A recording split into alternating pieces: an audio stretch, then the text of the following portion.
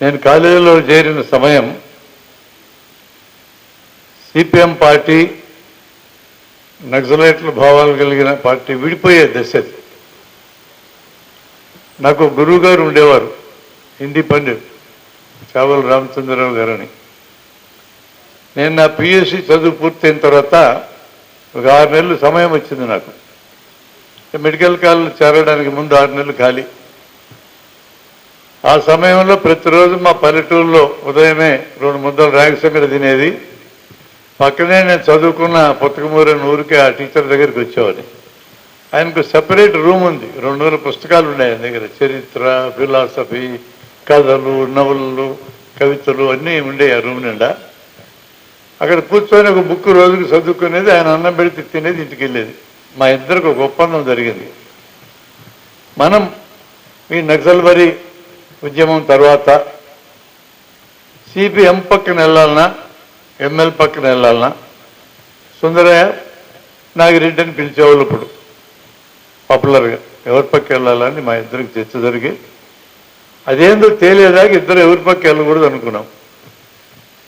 అది తేలక ముందే 1 సంవత్సరానికి నేను ఎవరి పక్క వెళ్ళాలో తేల్చేసుకున్న కర్నూలులో, ఆయన కూడా తేల్చేసుకుని ఇద్దరం చెరువు వైపు వెళ్ళిపోయినాం. కానీ మా స్నేహం ఆయన చనిపోయేదాకా కొనసాగింది. మా మధ్య వయసు డిఫరెన్స్ 20 ఏళ్ళు. స్నేహానికి వయసు అడ్డం వస్తాను నేనైతే అనుకోవడంలో. ఒక రకంగా అక్కడ ఆ 6 నెలల పాటు పుస్తకాలు చదవడమే నాకు వామపక్ష రాజకీయాలతో పరిచయం రావడానికి తోడ్పడ్డది. ఆ విధంగా నేను ఎల్లప్పుడూ ఆయనకి కృతజ్ఞతగా ఉంటా. నేను చేరినటువంటి రాజకీయ పక్షంలో చాలా ఏళ్ళు పనిచేశా. అక్కడ పనిచేసి ఉండకపోతే ఒక స్థాయి క్రమశిక్షణ కానీ, ప్రజలంటే ప్రేమ కానీ, ప్రజల కోసం ఏదో ఒకటి చేయాలని కోరిక కానీ కలిగి ఉండేది కాదు అని ఈ రోజుకి కూడా నాకు తెలుసు. ఈరోజు భారతదేశ వామపక్ష రాజకీయాలను మనం చూస్తే, నేను అంత పెద్ద ఎందుకు మాట్లాడుతున్నాను మీరు అనొచ్చు. నేను ఏ పార్టీకి సలహాలు ఇవ్వడానికి ఇక్కడికి రాలే, సలహాలు కూడా ఇవ్వను కూడా. నేను నాకు అనుభవంలో ఏమనిపించిందో అది పంచుకోవడానికి వచ్చా. వర్ధంతులు, జయంతులు చేస్తూ ఉంటాం, చనిపోయినట్టు ఉంటాం, తిరిగి తీసుకెళ్ళలేము మనము. వాళ్ళు ఏం కోరిక కోరుకొని తమ జీవితాలని ఖర్చు పెట్టారో ఆ పనిని కొనసాగించడానికి బతికున్న వాళ్ళు పూనుకుంటే చాలు అని నమ్ముతున్నా నేను. అందుకని ఆమె నాకు పరిచయం ఉండక్కర్లేదు ఈ మాట్లాడడానికి. నాకున్న అర్హత అంతే, ఆ అర్హతతోనే మాట్లాడుతున్నా. ఈరోజు భారతదేశ రాజకీయాలని చూస్తే ప్రధానమైన 3 స్రవంతులు ఉన్నాయి. పార్లమెంటరీ పద్ధతుల ద్వారానే ఈ రాజ్యాన్ని మార్చగలము అని ఏదో మేరకు నమ్మినటువంటి పార్టీలు కొన్ని వామపక్షాల్లో. అసలు ఈ పార్లమెంటరీ పద్ధతులే పనికిరావు, డైరెక్ట్గా తుపాకీ ఎత్తుకొని అడవులకి వెళ్ళి అక్కడి నుంచి నరుక్కుంటూ రావాలా అని బలంగా నమ్మే పార్టీలు కొన్ని, లేదా రెంటిని మిక్సప్ చేయాలా, అవసరాన్ని బట్టి వాడుకోవాలా అని నమ్మే రాజకీయ పార్టీలు 3 ప్రధానమైన గ్రూపులుగా 3 రకాల ఆలోచన ధోరణులు ఉన్నాయనేది నాకు అనిపిస్తుంది. కానీ వామపక్ష పార్టీలు 30-40 ఉన్నాయి. 3 రకాల ఆలోచన ధోరణులు ఉంటే 30-40 పార్టీలు ఎట్లా వచ్చినాయి అని ఎవడైనా అడుగుతాడు కదా. నేనేం అడుగుతట్లేదు. ఇక్కడ ఏదో వేరే సమస్య ఉంది. ఈ సమస్య రాజకీయ భావజాలానికి మించినటువంటిదని ఎవరికైనా అనిపిస్తుంది. అదేదో ఎతకాల. అది ఎత్తకపోతే కలిసి పనిచేయడం సాధ్యం కాదు. చాలా మంది యొక్క కోరిక కలిసిపోవాలి అని. మిత్రులారా, నాకు తెలిసిన కలిసిపోవటాలు జరిగింది అరుదు. ఈరోజు మావోయిస్ట్ పార్టీగా ఏర్పడ్డ వాళ్ళు కొండపల్లి సీతారామయ్య గారు పీపుల్స్ వారిని పెడితే 4 పార్టీలు కలిసి మావోయిస్ట్ పార్టీ అయింది. ఒకటి కలిసిపోయింది నాకు కనపడది. జనవిజ్ఞాన వేదిక 1988లో మేము ఏర్పడ్డప్పుడు ఆంధ్రప్రదేశ్, ఉమ్మడి ఆంధ్రప్రదేశ్లో ఉన్న అన్ని సైన్స్ సంస్థలు ఏకమై జనవిజ్ఞానికి అయినాం. అదొకటి. ఈ మధ్యకాలంలోనే తెలంగాణలో మేము పనిచేస్తున్న జనవిజ్ఞాన వేదిక, ఇక్కడ ఇంకోటి ప్రయాస్ సైన్స్ వేదిక ఏర్పడితే మేమిద్దరం కలిసిపోయినాం. ఈ 3 కలిసిపోయి నాకు కనపడ్డాయి. కలిసి పనిచేయడం అనేది 2002 ఎలక్ట్రిసిటీ ఉద్యమంలో దాదాపు 9 నుంచి 11 పార్టీలు కలిసి పనిచేసినాయి. ఇంకా ఆ తర్వాత కలిసి పనిచేసినవి కూడా నాకు కనపల్లా. మనం చాలా ఎక్కువ ఆశపడుతున్నాం, కలిసిపోవాలా జరిగే పనే కాదు అన్న అభిప్రాయం. మీరు నాకు అంగీకరించండి, అంగీకరించుకోండి, నాకు వచ్చిన గొడవే లేదు. అలాంటి పరిస్థితి లేదు. అసలు ప్రాబ్లం ఎక్కడుందో మనం ఎత్తకుండా కలిసిపోవటం జరగదు. అంగీకరించిన ఉమ్మడి కార్యక్రమం మీద కలిసి పనిచేయడం సాధ్యమే. ఈ రోజు కూడా నేను నమ్ముతున్నా. ఆ ఉమ్మడి కార్యక్రమం ఏందో తేల్చుకోవాల్సిన అవసరం ఉంది. ఉమ్మడి కార్యక్రమాన్ని మనకి నేర్పించే పని మోడీ సాబ్ తీసుకున్నాడు. ఒక 10 ఏళ్ళ నుంచి అందరినీ వరుసపెట్టి మక్కిలకి తనడం మొదలెట్టినా కూడా మనకెవరికి బుద్ధి రాకపోతే దానికి ఎవరు కారకులు? మనమే కారకులు అని నా అభిప్రాయం. అరే వరుసపెట్టి చంపేసే కార్యక్రమం, జైలు పెట్టే కార్యక్రమం, జైలులో పెడితే వరవరు లాంటి వాళ్ళని, సుధా భరద్వాజ్ లాంటి వాళ్ళని, శాంసంగ్ లాంటి వాళ్ళని పెడితే, కబీర్ పురకాయిస్తుని పెడితే ఎక్కడ ఉద్యమాలు జరగవు. చివరికి సుప్రీంకోర్టు కల్పించుకున్న వాళ్ళకి బెయిల్ ఇస్తే తప్ప గతి లేని పరిస్థితుల్లో మనం ఉండడం అనే దాన్ని ఎవరిని తప్పడదాం. మనం చేసే పోరాట రూపాలు చాలా పాతకాల పోరాట రూపాలు, వాటిని రివైజ్ చేసుకోవాల్సిన అవసరం ఉంది. ఒకనొకప్పుడు మేము చదువుకునేటప్పుడు విద్యార్థి ఉద్యమంలో మేము పనిచేసినప్పుడు రాస్తారోకో, ధర్నా, పికెటింగ్ ఏం చేసినా జనం సహించారు, ఆహ్వానించారు. అధిక ధరలకు వ్యతిరేకంగా కూడా తిరిగినా కూడా మమ్మల్ని అభినందించారు. అదే పిల్లలైనా కూడా మా అందరి కోసం పనిచేస్తున్నారని చెప్పే భావం ఆ రోజు ప్రజల్లో ఉండేది. ఈరోజు బంద్ చేసి బస్సులు ఆపితే ప్రజలు ఏమంటున్నారో నాకు తెలుసు. ఇల్లెవరా మధ్యలో వచ్చి బస్సులు ఆపి మా పనులన్నీ ఆపేస్తున్నారు, ఆఫీసులకు పోయేటోళ్ళని ఆపుతున్నారు, కూరగాయలు అమ్ముకుంటే పని లేకుండా చేస్తున్నారు, ముందు మన మీద దాడి చేస్తున్నారు. మనం ఆ ఉద్యమం చేయడానికి మూల కారణమైన ప్రభుత్వాలను ఏమనడంలా. దాని తప్పు జనాన్ని కాదు, ప్రజల్ని ఎడ్యుకేట్ చేయడం మానేసినాం మనము.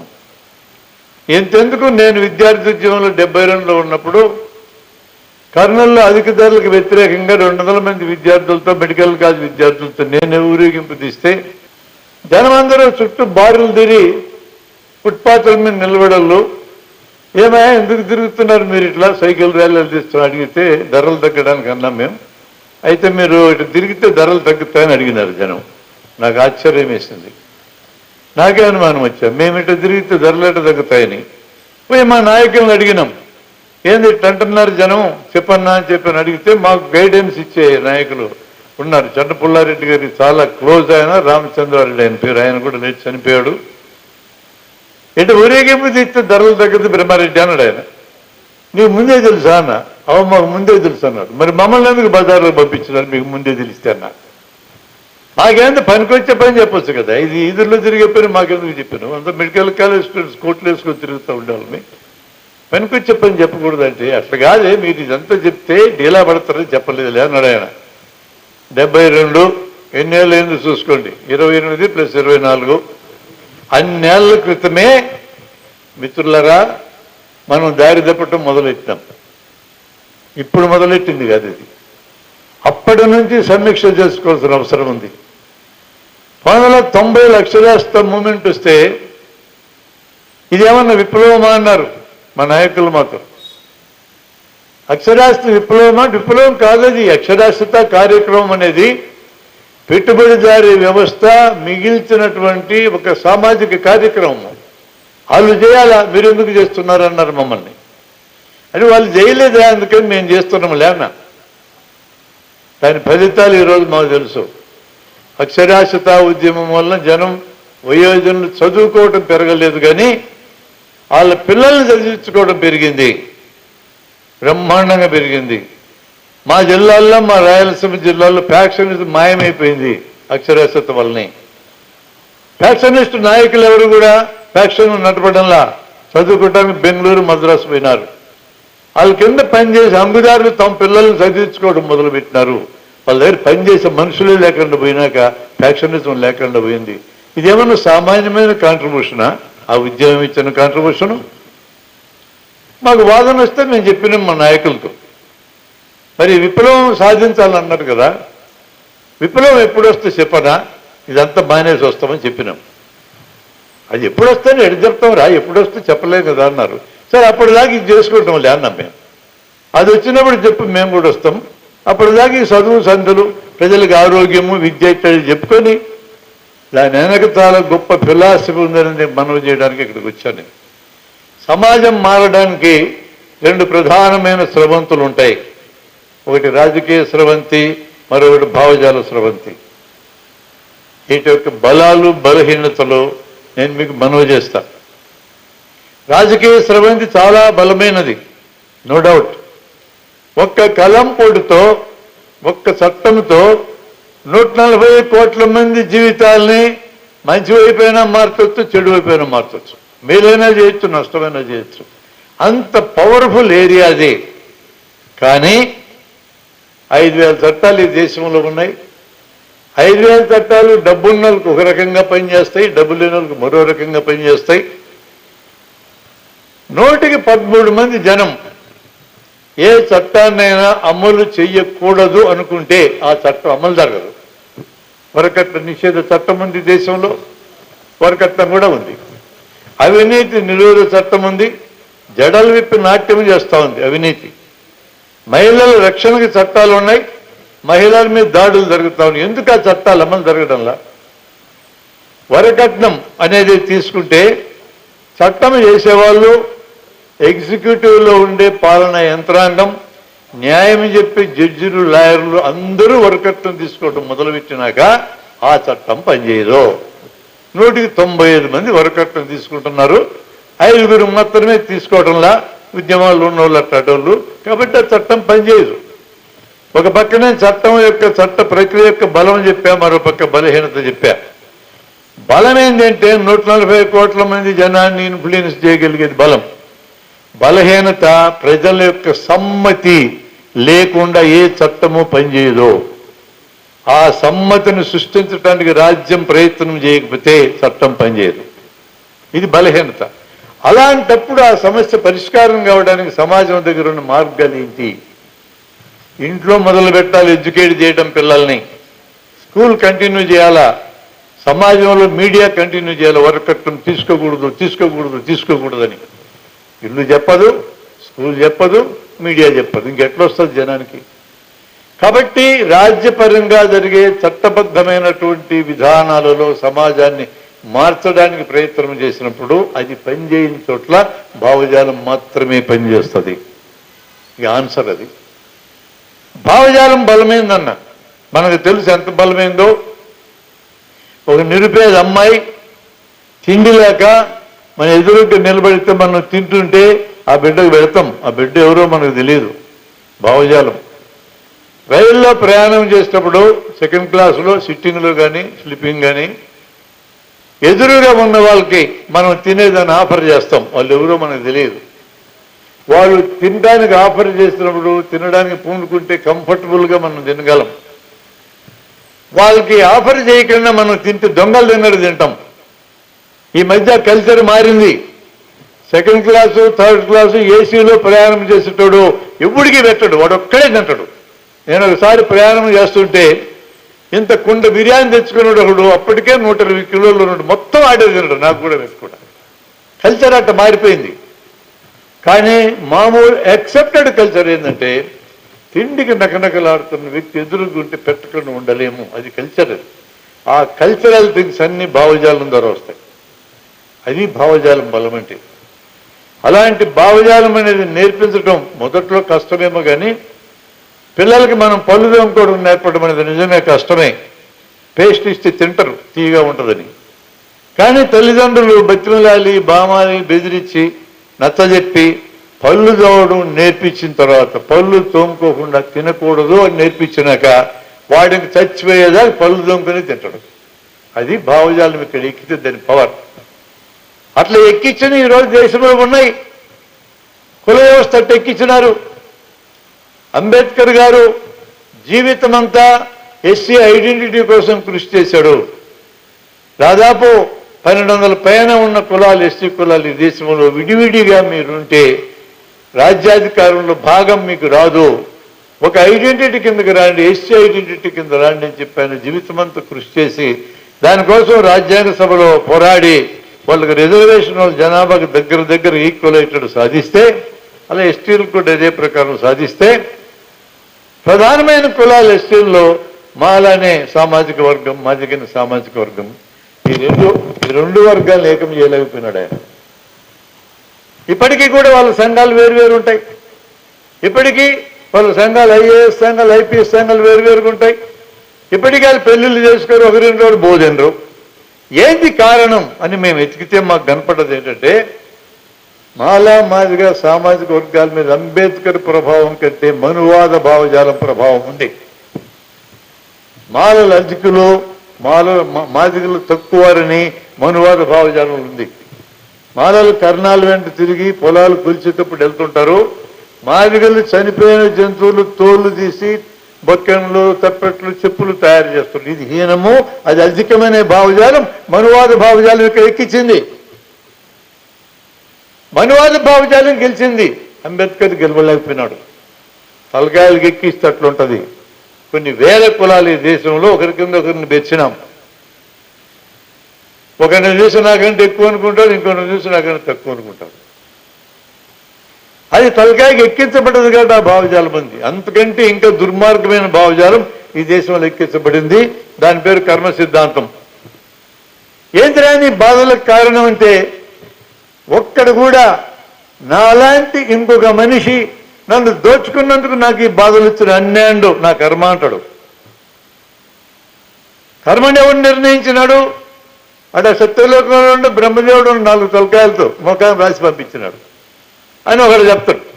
ఇంకొకటి ఏం చెప్తాడు? కైలాసంలో ఈశ్వరుడు ఉన్నాడు, ఆయన పర్మిషన్ లాగా ఏ ఇబ్బంది జరగదు ఇంకొకటి చెప్తాడు. అది కరెక్ట్, ఇది కరెక్ట్ మనకు తెచ్చినా తెలియదు. మొత్తం మీద 2 ఎక్కించుకుంటారు జనం తలకాయకి. మన బాధలకు కారణం వీళ్ళు కాదు, ఈ తాతాలు కాదు, బిర్రాలు కాదు, అదానీలు కాదు, అంబానీలు కాదు. ఎట్ట కాదంటారా మీరు? మీరు ఎవరన్నా బ్యాంకుకి వెళ్ళి అప్పు తెచ్చుకుంటే ఇల్లు కట్టుకుందామని ఒక్క కంతు ఇన్స్టాల్మెంట్ కట్టకపోతే నోటీసులు వస్తాయి. 4 ఇన్స్టాల్మెంట్లు కట్టకపోతే నీ ఇల్లు జప్తు చేస్తానంటారు.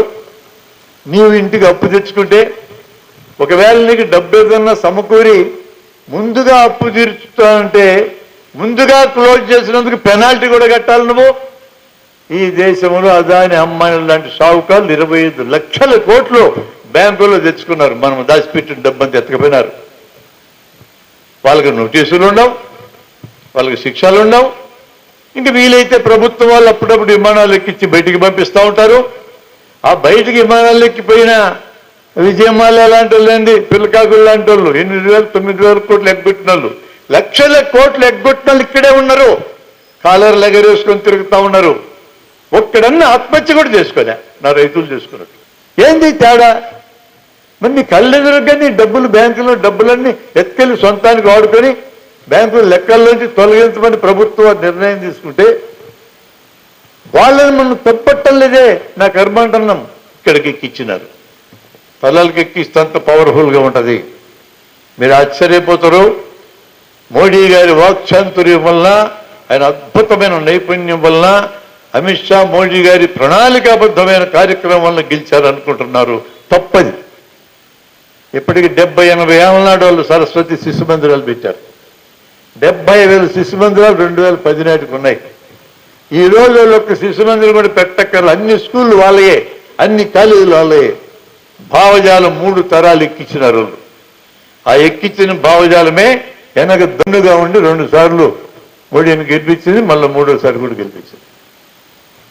ఇతర కారణాలు జోడించబడడంతో ఈసారి గెలవడానికి సాంకేతిక విజయాలు కూడా వచ్చి ఉండొచ్చు. కానీ గెలవడానికి కేవలం వాళ్ళు కారణం కాదు, వాళ్ళు నిర్మించిన భావజాలం. భావజాలం is such a powerful thing in the society అని చెప్పడానికి నేను ఈ ఎగ్జాంపుల్స్ మీకు చెప్పా. భావజాలం బలహీనమైంది కూడా కొన్ని చోట్ల.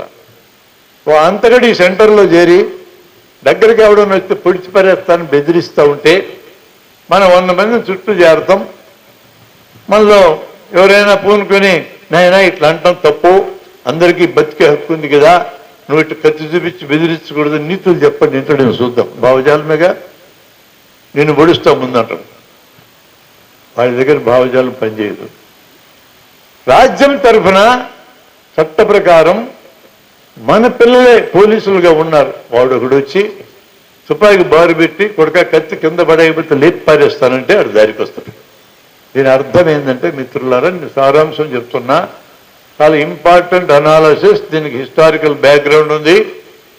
సమాజాన్ని మార్చడానికి రెండు ప్రధానమైన దారులు ఉన్నాయి, రాజకీయపరమైన దారి, భావజాలపరమైన దారి. ఈ ఒకదానికోటి కాంట్రడిక్టరీ కాదు, ఒకదానికోటి కాంప్లిమెంటరీ. రెండూ దేనికిదే బలమైనవే, కానీ ఇవి పనిచేయని చోట్లున్నాయి. ఆ పనిచేయని చోట్ల రెండవది దీని సహాయానికి రావాలి.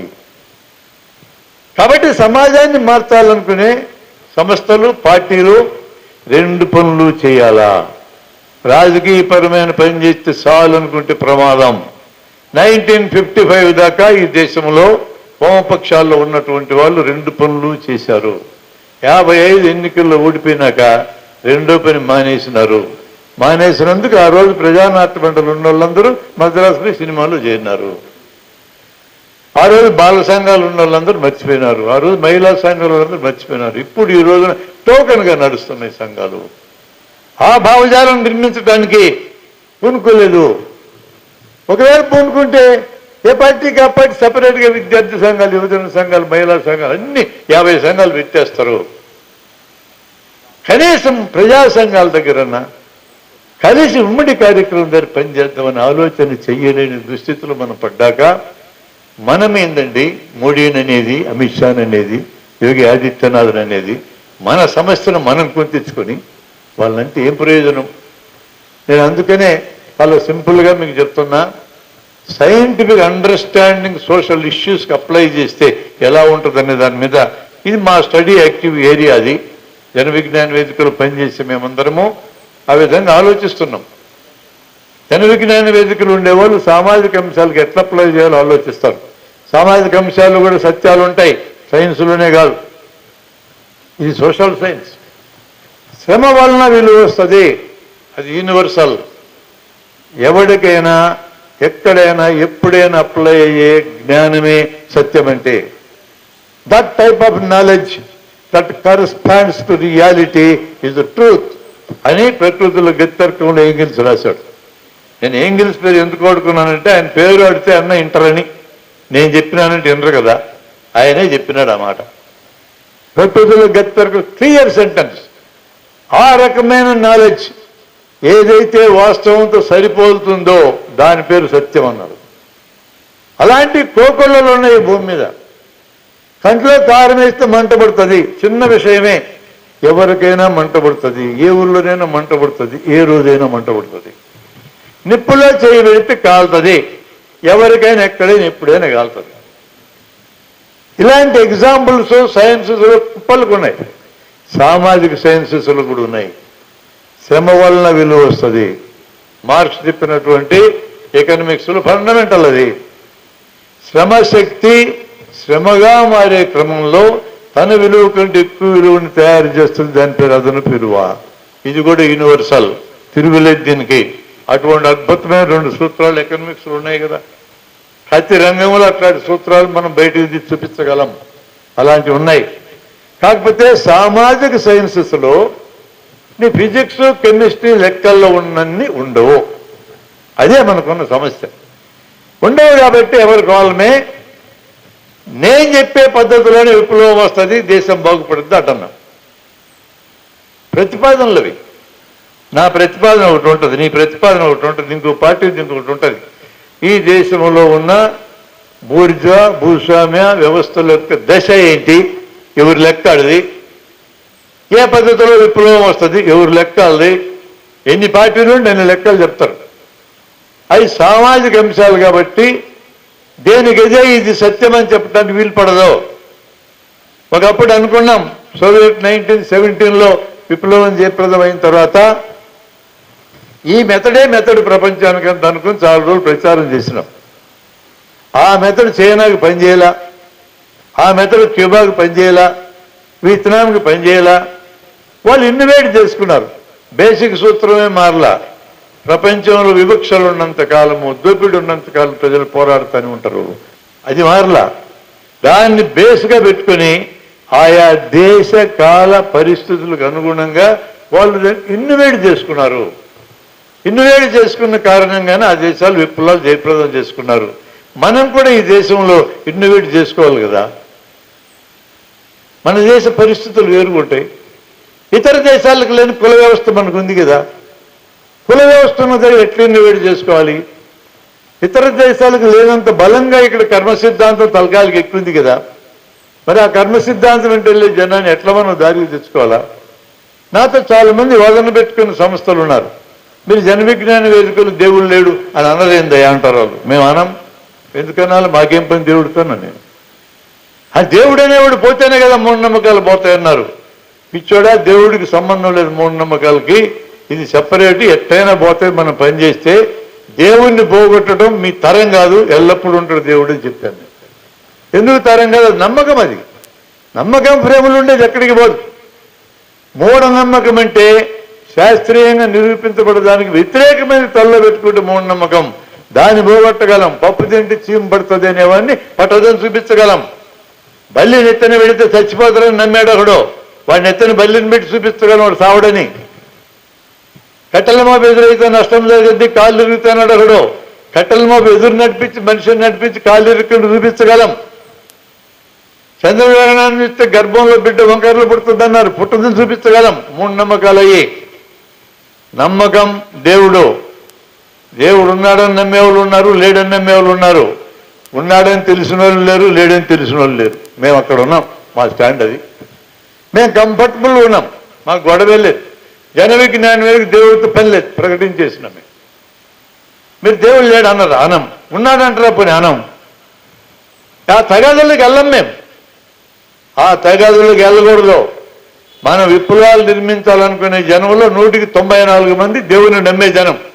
వాళ్ళ దగ్గరికి వెళ్ళి దేవుడు లేడు అన్నాక వాళ్ళ అడుగు పెట్టినారు. ఇక ఏం చేస్తారు మీరు పోయి అక్కడికి వెళ్ళి? నిజంగా ఉద్యమాలు నిర్మించిన వాళ్ళందరికీ తెలుసో దేవుడు మన ఇష్యూ కాదని. దేవుని అడ్డం పెట్టుకొని ప్రజల్ని ద్రోహం చేసేటోళ్ళు దేవుని అడ్డం పెట్టుకొని పనిచేస్తారు. వాళ్ళకి ఏమన్నా ఉందా దైవభక్తి? సున్నా. మీరు కావాలంటే గుడి దగ్గర ఉండే పూజారి దగ్గరికి వెళ్ళని కనపడుతుంది. నేను చెప్పే స్టేట్మెంట్ కరెక్టే కాదు. పూజారి అంటే దేవుణ్ణి కాపాడే అతి ముఖ్యమైన వ్యక్తి. ఆయన కస్టోడియన్. ఆయన మీరు డబ్బులు హుండీలో వేస్తే గుడ్డూరు చూస్తాడు, ఆయన పల్లెంలో వేస్తే ఆనందంగా చెటకోపం పెడతారు. ఏంటి దాని అర్థం? దాని అర్థం ఏంటంటే దేవుడికి డబ్బులు కాకుండా కొడకలారా మాకు ఏంటని. దేవుడు పక్కనే కూర్చోబెట్టుకోండి దైవద్రోహిని. వాళ్ళకి దేవుడు అంటే నమ్మకం ఉండదు. మీరు ఎప్పుడైనా తిరుపతి వెంకన్న దగ్గరికి వెళ్ళుంటే గంటలు గంటలు క్యూలో తిరిగి వెళ్తే కాసేపు చూద్దాం లేబ్బా కనులారా విగ్రహాన్ని అనుకుంటాం. ఒక్క సెకండ్ ఉండలేరు. పాండి అని కసురుకుంటా ఉంటారు అక్కడ ఉండే పూజారులు.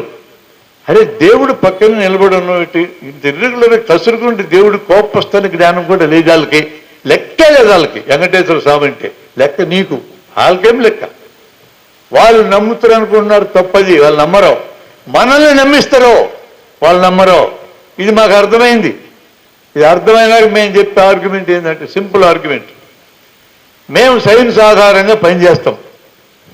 సైన్స్ ఈరోజు సమాజంలో అంతర్భాగం. సైన్స్ ఆధారంగా వచ్చిన సైన్స్ అండ్ టెక్నాలజీ లేకుండా ఒక్కటి జీవితం ఒక్క నిమిషం కూడా గడవదు. అటువంటి సైన్స్ ఈరోజు కోట్లాది పేజీలు ఉన్నది. కోట్లాది పేజీలు ఉన్న సైన్స్లో ఒక్క పేజీలో ఒక్క లైన్లో కూడా దేవుడు అనే మాట లేదు, కులం అనే మాట లేదు, మతం అనే మాట లేదు. మాకేం పని ఇవన్నీ అన్నాం మేము. ఇప్పుడు చెప్పండి మాది ఏం ఆర్గ్యూ చేస్తారో చేయండి. ఇంకో ఇంపార్టెంట్ విషయం కూడా మేము ప్రయోగం చేసి చూసాం. నాకు ఒక ఆర్ఎస్ఎస్ మిత్రుడు ఉన్నాడు, మంచి మిత్రుడే. ఆర్ఎస్ఎస్ వాళ్ళు కూడా నీకు మిత్రులు ఉంటారంటే ఉంటారబ్బా. వాళ్ళు ఏం ఆలోచిస్తారో తెలియాలి కదా నాకు కూడా. అసలు మిత్రత్వం ఫ్రెండ్షిప్ చేయకుండా ఎడదలుస్తుంది. మన వెనక బొక్కలు పెడతారో మనకు సహాయపడదు, ఎడదలుస్తుంది. అందుకని మిత్రుడు ఉన్నాడు. వాడు ఇంటికి ఒకసారి నేను వెళ్ళే చూడడానికి. ఉదయం 5 వెళ్ళా. వాడు పూజ గదిలో పూజ చేస్తా ఉన్నాడు. నేను భార్య చెప్పింది మంచినీళ్ళు ఇచ్చి అన్న ఇప్పుడే రాడు 40 నిమిషాలు పడుతుందని. సర్లేమో కూర్చుంటాలని కూర్చున్నా. ఏదో బుక్ పట్టుకెళ్ళి చదువుకుంటా. నేను టైం వేస్ట్ కాదు, నాకు ఇష్టం ఉండదు. బుక్ ఎప్పుడు దగ్గర ఉంటుంది. అది చదువుతా ఉంటే చివరికి గంట కొట్టినాడు లోపల. గంట కొడితే దేవుడికి నివేదించినాడు. అయిపోయింది స్వామి నీ పూజ, నేను బయటికి పోతున్నా అని అర్థం. గంట కొట్టినాడన్నా బయటకు వస్తున్నానన్నది ఆమె. వచ్చినాక ఏంది ఇంతసేపు పూజ అన్నా నేను. వాడు ఆశ్చర్యపోయి పూజ చేయకపోతే ఎట్లా రాని, ఎందుకు చేయాలి రా అన్న. అంటే క్లోజ్ ఫ్రెండ్ కాబట్టి అడిగా. మన పనులన్నీ దేవుడే కదా చేసి పెడతాడు అన్నాడు. ఇక వాడికి ఇంకేం చెప్పి లాభం లేదు. ఒక పని చేయరా, రేపు 8 గంటలకు మళ్ళీ వస్తా నేను.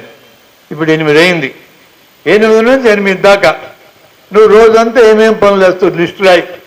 దాని ఎదురుగా ఏ పని దేవుడు చేస్తున్నాడో, ఏ పని నువ్వు చేస్తున్నావు రాయి అని వెళ్ళిపోయినాను నేను. తెల్లరేకి వచ్చా 8ంటికి. వాడు ఎంత సీరియస్ ఫెల్లో అంటే, మీరు తక్కువ అంచనా కాకుండా ఆర్ఎస్ఎస్ వాళ్ళని చాలా సీరియస్ పీపుల్ వాళ్ళు మొత్తం రాసినాడు. వాడు రాసి అన్ని పనులు ఎదురుగా నేనే చేసుకుంటున్నాను రాసినాడు. నిద్రలేసింది నేనే, పళ్ళు తమ్ముకుంది నేనే, టిఫిన్ చేసింది నేనే, బాత్రూమ్కి నేనే, ఆఫీస్కి నేనే, అన్నీ రాసుకున్నాడు. మరి ఒక్క పని కూడా దేవుడు చేయలేదు కదరా, నువ్వు గంట సేపు ఎందుకు పూజ చేస్తున్నావు అన్న. ఇక్కడి నుంచి చేయను అన్నాడు వాడు. మానేసిండు. 5 ఏళ్ళు అయింది మానేసేపటికి. అంత serious fellows. We have to learn from. శత్రువుల నుంచి కూడా నేర్చుకోవాలా. నా దృష్టిలో ఐడియాలజికల్ శత్రువులు ఉండరు, ప్రత్యర్థులు ఉంటారు అంతే. ఎందుకంటే ఎవడైనా ఎప్పుడైనా తన ఐడియాలజికల్ లీనింగ్స్ని మార్చుకుని మారే అవకాశం ఉన్నది. కాబట్టి ఈరోజు ఆర్ఎస్ఎస్లు బలంగా పనిచేయచ్చు, రేపు కమ్యూనిస్ట్ కావచ్చు. కమ్యూనిస్ట్ ఎంతమంది ఆర్ఎస్ఎస్లో దూకిన వాళ్ళు మనకు తెలియదు. భావజాలం మార్చుకునే అవకాశం ఉన్నాక మనుషుల్ని లేపేయాలనే ఆలోచన తప్పు. భావాలను లేపేయాలా. నేను కనిపెట్టి చెప్పటంలో మిత్రులారా, గౌతమ్ బుద్ధుడు చెప్పాడు, దుష్టత్వాన్ని చంపాలి, దుష్టుణ్ణి కాదు అని. 2500 ఏళ్ళు అయింది చెప్పాను. మనకు అది అర్థం కావాలి. దుష్టుణ్ణి ఎప్పుడు చంపాలంటే అది నిన్ను చంపడానికి వచ్చి, నువ్వు అని చంపకపోతే నువ్వు చచ్చే ప్రమాదం వస్తే అప్పుడు చూసుకోవాలి తప్ప, అప్పటిదాకా దుష్టులు చంపకూడదు, దుష్టత్వాన్ని చంపాలి. ఇది మాకు అర్థమైన తర్వాత మేము ప్రశాంతంగా ఉన్న మిత్రులారా, మాకు దేవుడితో గొడవ లేదు, దేవుడు లేడని చెప్పము, ఉన్నాడని చెప్పము. మా దగ్గర అన్ని పార్టీల పనిచేస్తారు, అన్ని మతాల పనిచేస్తారు, అన్ని కులాల పనిచేస్తారు. సైన్స్ని సామాన్య జనం యొక్క జీవితాన్ని బాగుపరచడానికి మనం వాడాలి. మూఢనమ్మకాలు నష్టం చేస్తేగా వదిలించుకోవాలి. ఈ ప్రపంచాన్నంతా బతికిస్తా ఉంది మానవ శ్రమ. కాబట్టి ఆ శ్రమ చేసేటోడు శారీరకంగా పనిచేసిన, మానసికంగా పనిచేసేవాడు మన మిత్రుడు. ఇది నచ్చిన వాళ్ళందరూ మాతో పనిచేయమన్నాం. మేము ఈరోజు ఏం చెప్తున్నామంటే, రాజకీయ పార్టీలను చూసి సైన్స్ ప్రచారం చేసే సంస్థలు కూడా విడిపోయినాయి. ఒక దశలో బండబూతులు తిట్టారు మమ్మల్ని జనం. వాళ్ళంటే తిక్కనా కొడుకులు విడిపోయినారు. మీకేం రోగం వచ్చిందిరా తిట్టినారు మమ్మల్ని. న్యాయమే తిట్టడం. వాళ్ళు ఆల్రెడీ తిక్కనా కొడుకులు లెక్కేస్తున్నారు జనం, అలా 30-40 మందిని. ఇక మమ్మల్ని ఇంకా అంతలా మాట అనలే. మేమన్నా బుద్ధి తెచ్చుకోవాలి కదా కొంచెం. కానీ మేమేం చేయలేం, మా చేతుల్లో లేని కారణాలు పనిచేసినాయి. కానీ ఈరోజు మా ఆలోచన ఎట్లుందో మీకు చెప్తా. కలిసిపోవాలా అన్ని సంస్థలు, సైన్స్ సంస్థలు మేము ప్రపోజ్ చేయటంలా. కలవనీకి నుండి వాళ్ళు ఉంటారు. ఆ ప్రపోజల్ వద్దు, కలిసి పనిచేద్దాం అంగీకరించిన విషయాల మీద. ఈరోజు రాజ్యాంగంలో 51 ఆర్టికల్ హెచ్చరిక ప్రకరణ కింద జిజ్ఞాసని, శాస్త్రీయ దృష్టిని, మానవతా దృష్టిని, సంస్కరణ అభిలాషని దేశ జనం పెంచుకోవాలి. ఇది మన విజయం రాసింది. దాని మీద కలిసి పనిచేద్దాం. అభ్యంతరం ఏంది? ప్రజల్లో మూఢనమ్మకాలు తొలగిద్దాం, కలిసి పనిచేద్దాం. ఓపెన్ ఆఫర్ మా సంస్థ నుంచి. మాకు నాయకత్వం అక్కర్లా. కొత్తగా వచ్చేటోళ్ళు ఎవరు ఎంట పోతారంటే అలాంటి పనియండి, మా ఎంట రానక్కర్లా. మేము సరైనదనుకుంటే మా ఎంట వస్తారు. సైన్స్ సంస్థలు 4-5 ఉన్నాయి, ఎవరు సరైన వాళ్ళు అలాంటి పోనీ, మాకు అభ్యంతరం లేదు. నాయకత్వం గురించి మాకు గొడవ లేదు. ఎవరు ఎంట పోతారు కొత్తలు మాకు గొడవ లేదు. ముందు మా జెండాలు ఉండాలన్నా వాళ్ళ జెండాలు ఉండే గొడవ లేదు. స్టేజ్ మీద ముందు ఎవరు మాట్లాడాలి, వెనుక ఎవరు మాట్లాడాలి గొడవ లేదు. ఇవన్నీ నేను చూసినాను మిత్రులారా రాజకీయ పక్షాల దగ్గర. అందుకని చెప్తున్నా, వాళ్ళు నాకు నేర్పించినారు ఇటు గొడవ పడితే పోతావరా మొత్తం అని. రాజకీయ పక్షాల్లో ఎవరు ముందు మాట్లాడాలా, ఎవరికి ఎంత టైం ఇవ్వాలా, ఊరేగింపు ఎవరి జెండా ముందు ఉండాలా, ఎవరు ఎంతమందిని సమీకరిస్తారు, ఈ గోళ ఇన్ని చూసినా నేను. నాకు అల్పొచ్చింది. వద్దురా నాయన ఈ గోళ, నాయకత్వం మాకు అక్కర్లేదు, మీరు నడపండి. నేను ఇప్పటికి 5-6 ఏళ్ళ నుంచి ప్రపోజల్ పెట్టున్నా, ఓపెన్ ప్రపోజల్ అది. అలా ప్రపోజల్ పెట్టగా ప్రజా సైన్స్ వేదిక అనేది మేము వేరుగా నడపం, కలిసిపోదాంపా అని చెప్పిన తెలంగాణ అన్నది కలిసిపోయినాం ఒక 6 నెలల క్రితం. మేము ఆంధ్రలో ఉన్న ప్రజా సైన్స్ వేదిక కూడా అది కూడా కలిసిపోవడానికి సిద్ధపడ్డది. కింద లెవెల్లో జన విజ్ఞాన వేదికలు 2 ఉన్నాయి. 2 జన విజ్ఞాన వేదికలు కింద లెవెల్లో కలిసిపోయడానికి సిద్ధంగా ఉన్నారు. నాయకులు ఓకే అంటే అయిపోద్ది. నేను ఓపెన్ ఆఫర్ చెప్తున్నా కదా, మాకు నాయకత్వం అక్కర్లేదు, మీరే నడపండి. మేము మీ అంట వస్తాం, అంగీకరించిన అంశాల మీద పనిచేద్దాం. మనం ఒక ఎగ్జాంపుల్ చూపిద్దాం రాజకీయ పార్టీలకి అని చెప్పి మేము ప్రపోజ్ చేస్తున్నాం. మేము సీరియస్గానే ప్రపోజ్ చేస్తున్నాం. ఎందుకంటే జీవితం చాలా చిన్నది మిత్రులారా, నాకంటే చాలా చిన్నది, మా నారాయణ గారికి నాకు చాలా చిన్నది, మీలో కొంతమంది కష్టం ఎక్కువ ఉంది. ఒకటే జీవితం ఉంటుంది, ఇంకొకటి ఉంటుందని గ్యారెంటీ లేదు. ఒకవేళ మీకు ఎవరికైనా స్వర్గం పోతాను కోరుకుంటే పోండి, నాకు అభ్యంతరం ఏం లేదు. పోయి వెనక్కి వచ్చినాడు ఒకడు కనపల్లా నాకు, ఇప్పుడు బతుకున్నాడు పోతాడని గ్యారెంటీ లేదు. ఒక జీవితమే కాబట్టి ఈ జీవితాన్ని వృధా చేసుకునే హక్కు మనకు లేదు. ఈ జీవితం నిర్మించింది సమాజం. మా అమ్మకు బోవు పెట్టి నన్ను ఆ పొట్టలో పోషించింది. నా టీచర్లు నాకు చదువు చెప్పి లోకజ్ఞానం ఇచ్చినారు. నా టీచరే నాకు వామపక్ష రాజకీయాలు నేర్పించాడు, గర్వంగా చెప్పుకుంటున్నాను నేను. నా టీచర్లు నన్ను బతికించున్నారు, నా తల్లిదండ్రులు నన్ను బతికించున్నారు. ఈ ప్రకృతి రకరకాల వనరులన్నీ అప్పచెప్పి నన్ను బతికించినాక వీటన్నిటి ఎడలో నాకు బాధ్యత ఉంది. నా కోసం నేను బతకడం కుదరదు, వీటన్నిటి కోసం నేను పనిచేయాలి. మెడికల్ కాలేజీలో 68లో నేను చేరితే 69కే నాకు ఇది అర్థమైంది. నేను ఓపెన్గా ప్రకటించాను, నేను మెడికల్ కాలేజ్ చదివినప్పుడు 1 లక్ష రూపాయలు గవర్నమెంట్ నా కోసం ఖర్చు పెట్టింది. మా కుటుంబం పెట్టింది ఎంతో తెలుసా? 10,000. నా మేనమామ ఇచ్చాడు 10,000. 6.5 ఏళ్ళ చదువు, 6.5 ఏళ్ళకి మేము పెట్టిన ఖర్చు 10,000. 6.5 ఏళ్ళ చదువుకి గవర్నమెంట్ పెట్టిన 1 లక్ష, అంటే ప్రజలు పన్నులు కట్టి మాకు ఇచ్చారు. నా కుటుంబం కంటే నేను 10 రెట్లు బాధ్యతగా సమాజం అట్లా ఉండాలని ఆ రోజు తీర్మానించుకున్నా. రోగులు ఉన్నారు మా హాస్పిటల్లో, బతుకుతామా స్వస్థమా, బాగవుతుందా బాగోదని భయంతో చేరిన రోగుల్ని, ఒక కడుపు నొప్పి ఉన్న రోగిని మంచం మీద పడుకోబెట్టి 10 మంది విద్యార్థులు మెడలో స్టెత్తులు తెల్లకోట్లు వేసుకొని పోతే పడుకో అని అంటే పాపం అమాయకుడు. వీళ్ళందరూ పెద్ద పెద్ద డాక్టర్లు కోట్లు వేసుకొని వచ్చినారు, బాగు చేస్తున్నా కానీ పడుకున్నాడు. పొట్టంతా నొక్కినాం, అందరం నోట్స్ రాసుకున్నాం. ఇంక వెళ్ళిపోవడం మొదలుపెట్టాం. అతను అడిగాడు ఆ రోగి, ఏం సార్ అట్టబోతున్నారని. ఇంక పోవాలి కదా అన్నాం మేము. మరి ఎంతసేపు పొట్టంతా నొక్కినారు కదా, మందులు రాయరా అని. మేము కాదు, పెద్ద డాక్టర్ వస్తున్నాను. వాడికి అప్పుడు అర్థమైంది, ఈ 10 మంది నేర్చుకోవడానికి వచ్చినారు తప్ప బాగు చేయడానికి రాలేని. మేము పోతా మేము ఊరుకున్నామా? ఇంకా 10 మంది కోట్ల బ్యాచ్ వస్తే ఫలానా వార్డులు బ్రహ్మాండమైన కేసుంది పోరాని పంపించినాం. మళ్ళీ వీళ్ళు వచ్చారు 10 మంది. ఇప్పుడే కదా సార్ పొట్టంతా నొక్కినారు అన్నాడు అతను. మేము నొక్కొద్దయితే ఎట్లా దబ్బాయిచ్చి నేర్చుకున్నామండి వైద్యం గురించి. మేము వాడికి పొట్టలో క్యాన్సరు, వాడికి ఆపరేషన్ చేస్తే బాగా ఉండేవాడు. ఫైనల్ ఇయర్ మెడికల్ కాలేజ్ స్టూడెంట్స్కి పరీక్ష కోసం ఆ కేసుని 3 నెలలు ఆపితే చచ్చిపోయాడు వాడు, బెడ్ ఖాళీ అయింది. వాళ్ళు ప్రాణాలు ఇచ్చి మాకు వైద్యం నేర్పించినారయా. ఎట్లా నేర్చుకున్నాం అనుకుంటున్నాం మేము వైద్యం? మేము గాలిలోంచి నేర్చుకున్నామా? దేవుణ్ణి ప్రార్థిస్తే మాకు నేర్పించినాడా? ఆ రోగులు మాకు నేర్పించినారు. ఎంత త్యాగం అది!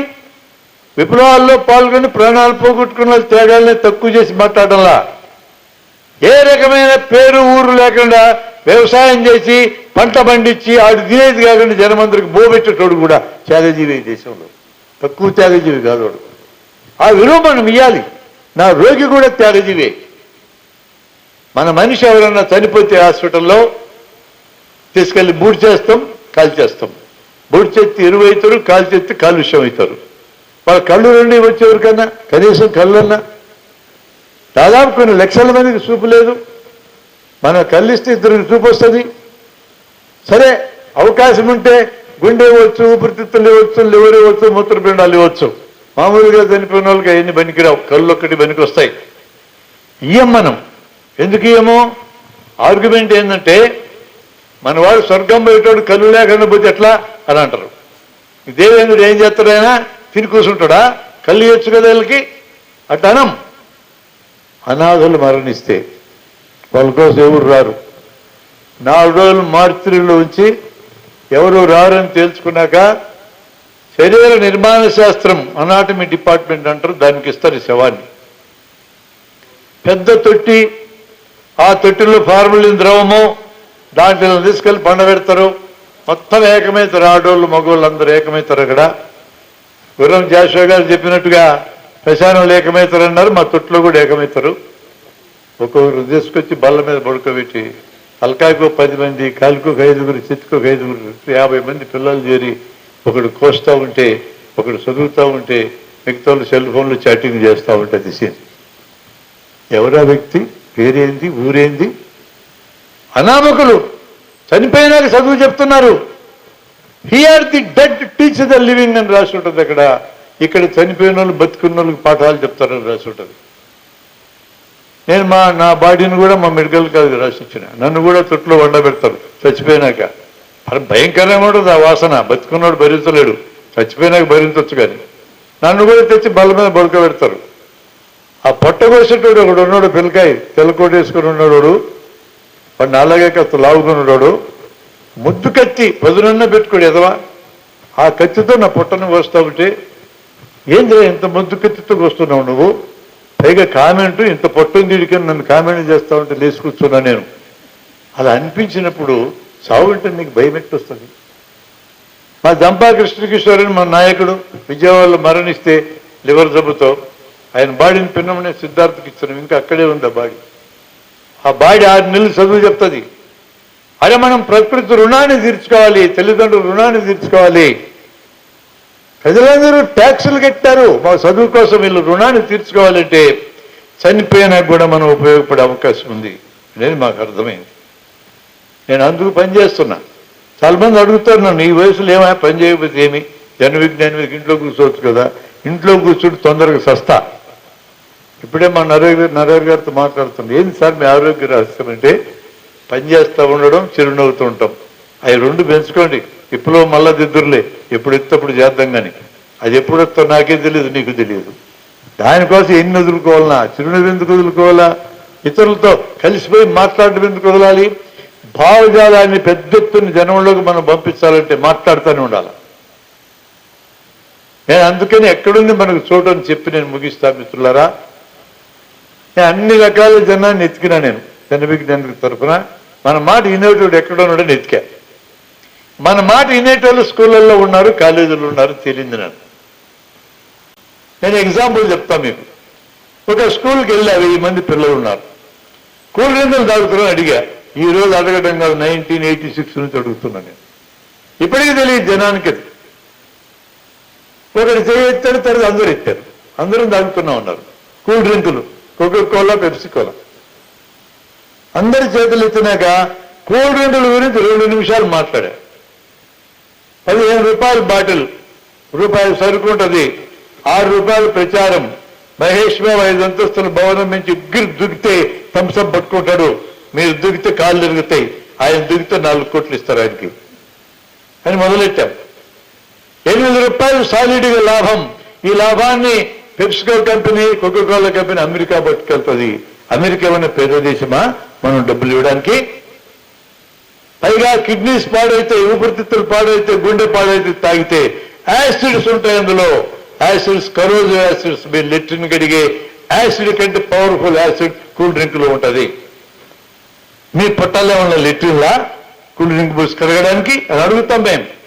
అరే మన రైతులు తయారు చేసే చెరుకు రసం, టెంకాయ నీళ్లు, పాలు, మజ్జిగ, నిమ్మకాయ నీళ్లు తాగితే మన రైతులైనా బాగుపడతారు, కూల్ డ్రింకులు తాగితే అమెరికా బాగుపడుతుంది. నా ప్రియమైన దేశభక్తులరా, కూల్ డ్రింకులు తాగుతారా అని అడిగితే 2 నిమిషాలు కూడా కాలే. ఒక్క పిల్ల కూడా చేయొద్దు, అవి తాగమని ప్రతిజ్ఞ చేస్తారు. ఈ రోజు ఆఫ్టర్ 40 years నేను కొన్ని స్కూల్కి వెళ్తే, నువ్వు అప్పుడు చెప్పినావు సార్ టానికులు తాగొద్దు, కూల్ డ్రింకులు తాగొద్దు, ఇప్పటికి పాటిస్తానని చెప్పేటోళ్ళు నాకు ఇప్పుడు కనపడతారు. అది పవర్ఫుల్ మెసేజ్ మనం ఇవ్వగలం. దీని అర్థం ఏంటంటే పిల్లలను మార్చగలవు. ఈ విషయం నాకంటే ముందు ఆర్ఎస్ఎస్కి తెలుసో, అందుకే వాళ్ళు శిశు మందిరాలు పెట్టారు. నేర్చుకోండి వాళ్ళ నుంచి, తప్పేం లేదు. శత్రువు నేర్పించరా, మిత్రులు నేర్పించడం నేర్చుకోవాల్సిందే. అంత పవర్ఫుల్ లెసన్ పిల్లలైతే తింటారు అనేది. ఇప్పుడు నేను కాంట్రాస్ట్ చెప్తా వినండి. ఈ 1000 మంది పిల్లలు అమ్మ నాన్నలు 2000 మంది. ఒక అమ్మనో నాన్ననో మీకు పట్టిస్తా. వాళ్ళు డిపార్ట్మెంటల్ స్టోర్కి వెళ్ళి పెద్ద బండికి 2 లీటర్ల కోకోకోలా వేసుకొని వస్తున్నారు. వాళ్ళ దగ్గరికి వెళ్ళి, నాయనా ఇది ప్రమాదకరమైంది, ఈ డబ్బులన్నీ అమెరికా పోతాయి, అమెరికా పోతే అమెరికాలో కోకోకోలా కంపెనీ యుద్ధ పరికరాల పరిశ్రమలు పెట్టుబడి పెడతారు, ఆ యుద్ధ పరికరాలు మనుషులకు ఉపయోగపడవు కదా, ఇప్పుడు ఉక్రెయిన్ యుద్ధం నడవాలన్నా వాళ్ళే కారణం, పాకిస్తాన్కి వాళ్ళు అమ్ముతారు, మనకి వాళ్ళు అమ్ముతారు, మన ఇద్దరి మీద తగాద పెట్టేది వాళ్ళే, ఇంత చెప్పు ఏమంటారు చూద్దాం. Who are you to tell me all this? ఒకటి, నీకేం సంబంధం? మా ఇష్టం, మా డబ్బులు కొనుక్కుంటాం. ఈ డైలాగులు రాకుండా ఒక్కడన్నా సానుకూలంగా మాట్లాడితే చెప్పండి. నాకు పెద్దలను మార్చడం కష్టం, మారాలి అనుకుంటేనే మార్చగలం, మారాలి అనుకోకపోతే మార్చలేము. పాప మా కిషోర్ ఎంత శ్రమ పడ్డాడు వాళ్ళంతా నింపాలని, ఎంతమందికి చెప్పాడు, ఎన్ని రోజులు కష్టపడ్డాడు నాకు తెలుసు. బాధపడద్దు కిషోరు, బాధపడద్దు. పెద్దవాళ్ళని నువ్వు తీసుకురాలేవు, వాళ్ళు రావాలనుకుంటేనే వస్తారు. నేను చెప్పినట్టు 30 రకాల భావితాలు ఉన్నాయనుకున్నారు వాళ్ళు, ఉంది 3, 30 రకాలు లేవు. ఎవరి ఐడెంటిటీ గొడవాడిది, ఎవరి ఇగో వాడిది. అరే ఇగోళ్ళ ఐడెంటిటీని పక్కన పెట్టి ముందుకెళ్ళలేదు అని అనుకోదు. నేను అదేగా ఇందాక చెప్పా, మాకు ఇగో అక్కర్లా, మాకు ఐడెంటిటీ అక్కర్లా, మీరు నడపండి, మేము వస్తాం, మీ ఎంత అంటున్నాం. ఎందుకు అనలేము మనం? ఎందుకు అనలేమంటే అనలేకపోతే సమాజాన్ని మార్చలేదు. తగ్గినవాడు తగ్గించబడ్డవాడు కాదు, యేసుక్రీస్తు గురించే చెప్పాడు, తగ్గినవాడు పెరుగుతాడని. ఆయన అనుభవంలో చెప్పాడు మహానుభావుడు. 2000 ఏళ్ళు ఇది చెప్పాయన, మనకి ఇప్పటికి ఎక్కల. తగ్గితే తగ్గిపోయినామని ఫీల్ అవుతున్నాం. అసలు ఎవడు కూడా నిన్ను అవమానించలేడు నువ్వు ఒప్పుకోకపోతే. విక్టర్ ఫ్రాంకిల్ అనే అతను పోలాండ్లోని ఆస్ట్రిచ్ కాన్సన్ట్రేషన్ క్యాంపులో బతికి బయటకు వచ్చిన వ్యక్తి అతను రాసుకున్నాడు జీవితానికి అర్థమైందని బుక్. నేను సరెండర్ కాకుండా నన్ను ఎవడు సరెండర్ చేయలేడు, సంపొచ్చాడు అంతే. నేను సరెండర్ కాకుండా ఎవడు సరెండర్ చేసుకున్నాడు. ఎవడు ఈ భూమి మీద అవమానించలేడు. అవమానాన్ని యాక్సెప్ట్ చేయకపోతే, మాటలు మనిషిని హింసించలేవు మనం యాక్సెప్ట్ చేయకపోతే. కత్తితో పడిస్తే దెబ్బ తగులుతుంది, గాయమవుతుంది, కుట్లేయాల రక్తం వస్తుంది. ఫిజికల్ ఇంజురీని ఒప్పుకోకపోయినా చేయగలడు ఒక వ్యక్తి. మానసికమైన ఇంజురీని నువ్వు అనుమతిస్తే జరుగుతుంది, లేకపోతే జరగదు. బజార్లో వెళ్తే నువ్వు కూడా హిట్టాడు అనుకో, నేను యాక్సెప్ట్ చేయలే, యాక్సెప్ట్ చేయకపోతే ఏం చేస్తారు? అనేది దులుపుకొని పోతారు. వీడు అట్లా లేదే మన ఐడెంటిటీ గొడవ.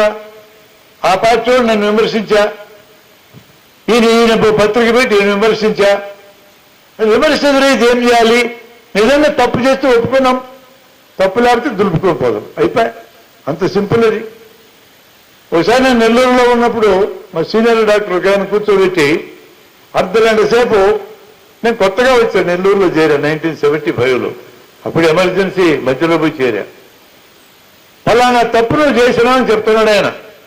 అర్ధగంట చెప్పాడు, ఎన్నో మొదలకుండా నాకేం బాధ, నేను వేయలా.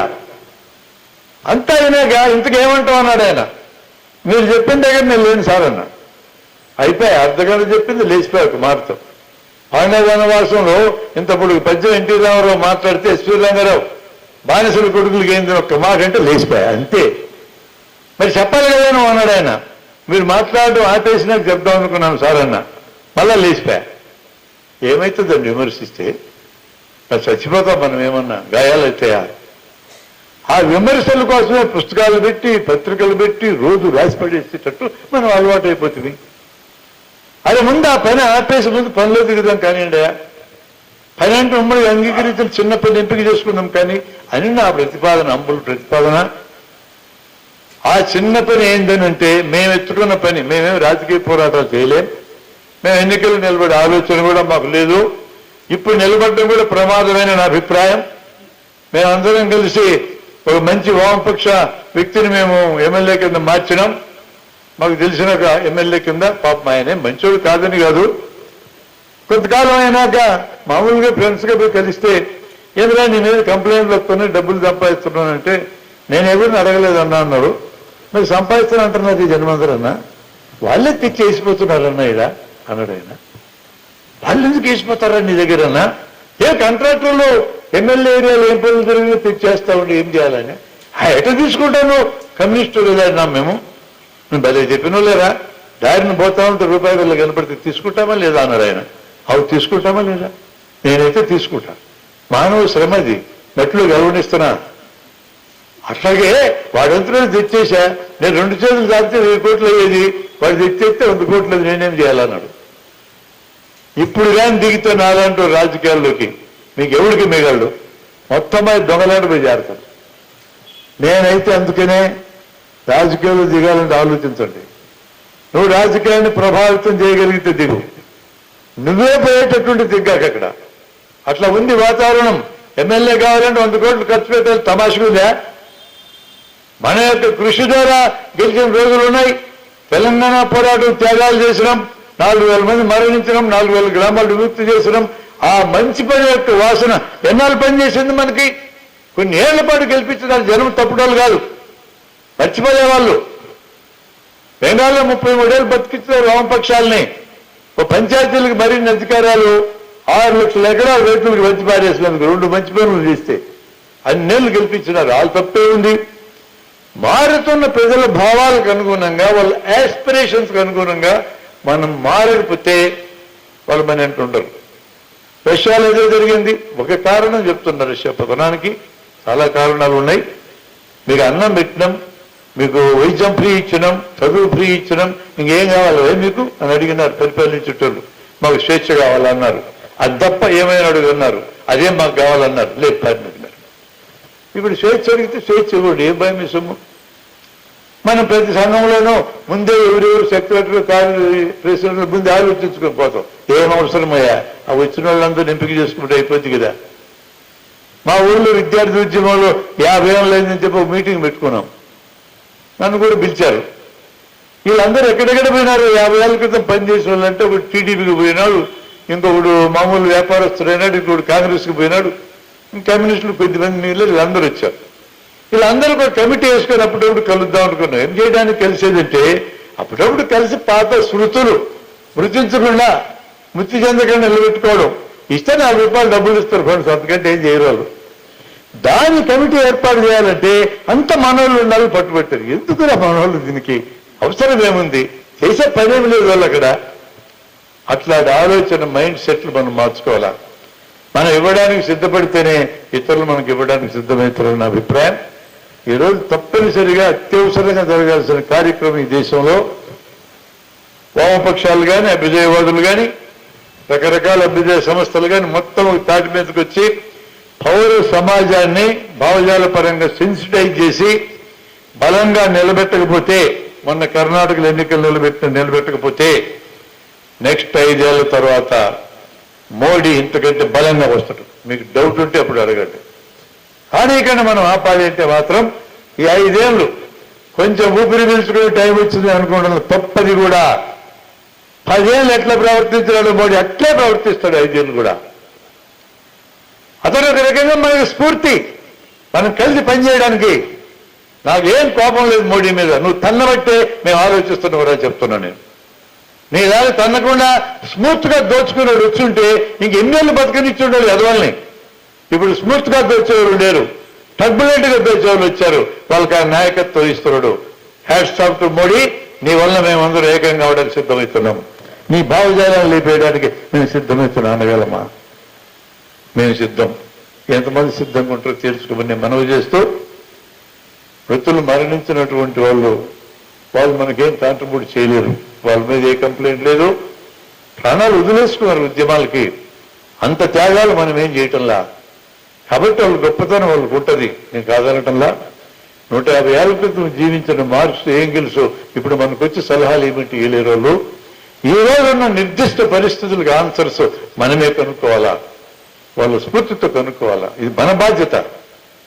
ఎత్తుకొచ్చి వాళ్ళు ఏం చెప్పినారు, ఏదన్నా పాయింట్ చెప్పారా అని. కానీ ఈరోజు ఉన్నదనుడు చెప్పడం వాళ్ళకి సాధ్యం కాదు. మనం ఆ పని చేయాలా. ఆ రకమైన మేధో మదం జరగాల. మినిమం కామన్ మినిమం ప్రోగ్రాంలు ఎక్కడికి రాగలమనేది ఆలోచించాల్సిన అవసరం తక్షణ అవసరం కింద ఈ దేశంలో మారింది. ఆ పని మనం హిస్టారికల్ టాస్క్ మనం చేయకపోతే